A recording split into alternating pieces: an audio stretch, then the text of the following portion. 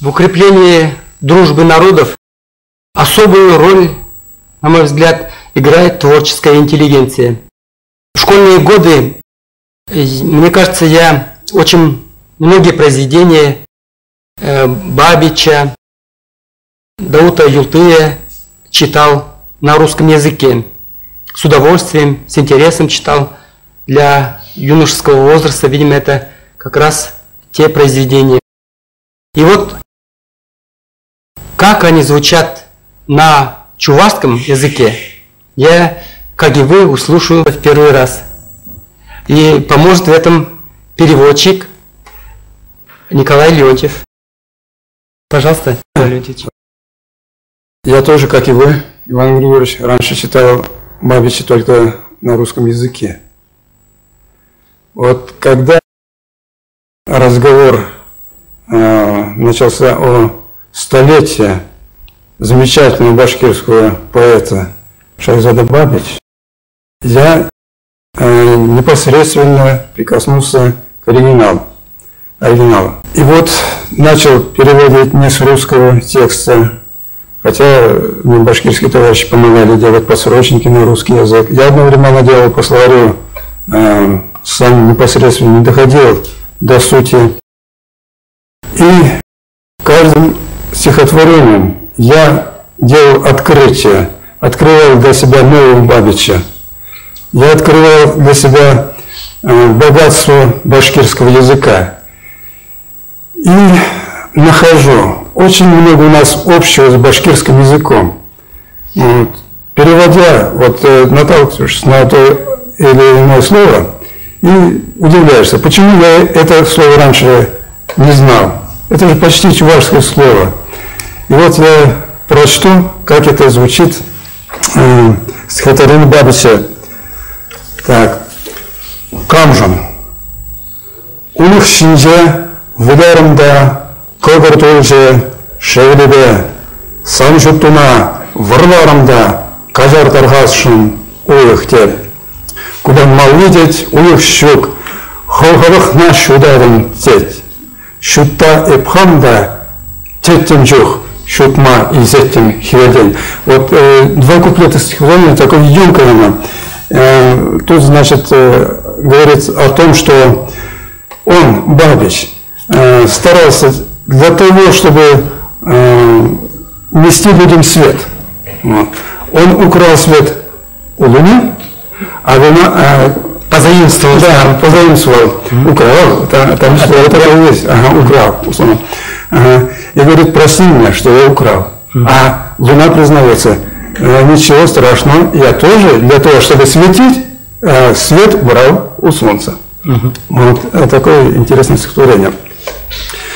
Если сопоставить, вот как по-башкирски звучит, как по-чувашски, я вот хотел бы одно стихотворение просто для сопоставления. Перминут. Перминут и звучит Берминут и по-башкирски берминут, вот оно, так? Берминут. И по-чувашски берминут. Берминута таштык верен, берминута болды ут. Берседенде, барыгы болды, берминут. И вот теперь по-чувашски, вот слушайте. Перминутра черегу скажа, перминутра вол польжевут, пержунжевал, перембедеде, перминут. Звучит одинаково почти, да? И дальше. Перминутра, перденчене, улхандам, шундам, шилебе, сремлензеде, келензе, альмускен, шунжеде, черем. Наверное, до конца я не буду прочитать, чтобы я просто для сопоставления, вот как оно звучит. Да, очень интересно. Вот насколько мы следим за периодикой, за литературой, насколько это удается нам в Башкирии. Значит, думаю, что нет практически башкирского писателя, чье произведение хотя бы одно не было переведено на чувашский язык. Вот у меня в руках антология башкирской литературы на чувашском языке. Издавалась книга в 1981 году. И вот тут самые известные имена, замечательные поэты: Мустай Карим, Замят Биишева, Сайфи Кудаш, тут Гайнан Амири, Шакир Бикулов, Тимир Юсупов. Тут и проза, и стихи, юмор, и драматургия. Вот Асхат Мирзагетов, Хевричелен. Как перевести? Змея? Змея за пазухой. За пазухой, буквально если так перевести. И масса произведений в переводе на чувашский язык выходит в чувашской газете «Хабар», «Чебоксарах», в литературных журналах «Ялав», «Таванадел» и в других. Даже вот литературное объединение «Шурада», объединяющее сегодня 50 человек, функционирует штаб-квартира в Стерлитамаке, и они не прошли мимо этой темы, мимо этого направления, целого переводческого направления. И масса переводов.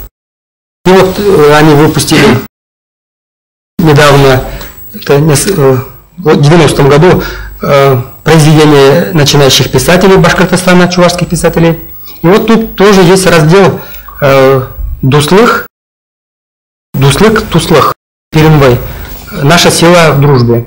Тут опять же и Асхаль Ахмед Кужин, тут и Мустай Карим, Кадыр Даян, Роберт Паль, Рашид Нигматки и так далее.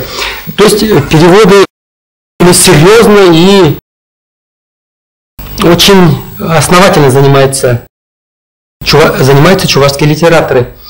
Виталий Григорьевич, и в этом немалая заслуга Виталия Григорьевича.